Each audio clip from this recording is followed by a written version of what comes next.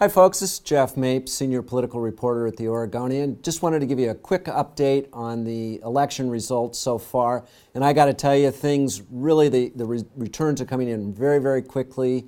And already we pretty much got a big part of the election doped out. Obviously the big news in Oregon is that it's the third state now to legalize marijuana.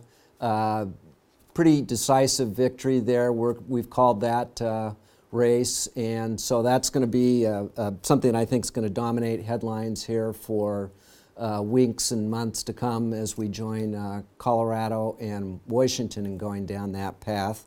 Number two, Governor John Kitzhaber, pretty handily reelected despite the controversy that had dogged his campaign revolving around First Lady Sylvia Hayes.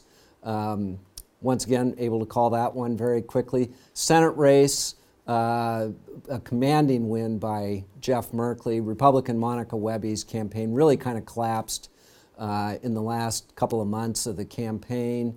Here's a situation where the Republicans looks like they're going to retake the Senate majority, but in Oregon, no contest really there.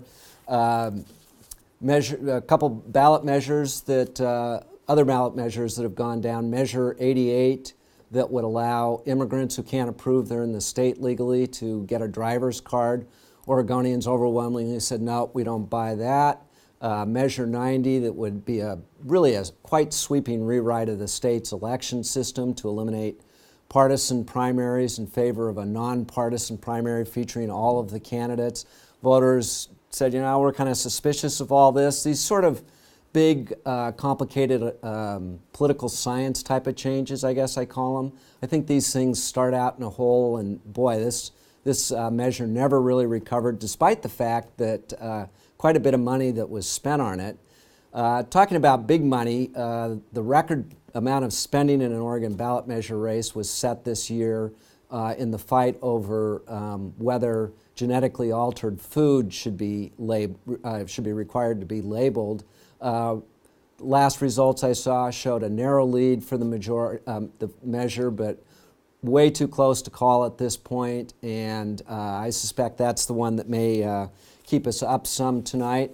Only one other thing I wanted to flag for you. We're watching also pretty closely the state Senate races. The Democrats have a narrow 16-14 control of the legislature, and the dynamics of Salem could really change a lot depending on what happens here. At this point, it looks like things are staying steady. All the incumbents are ahead in the races, at least the ones we have results for so far.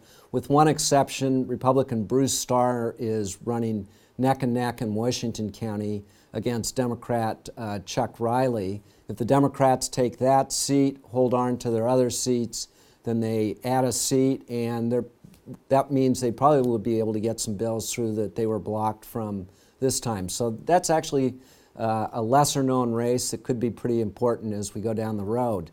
Thanks so much. Keep tuned to Oregon Live, where we got the fastest results of anybody in the state. And I'll be back later tonight to talk more about some of the other results.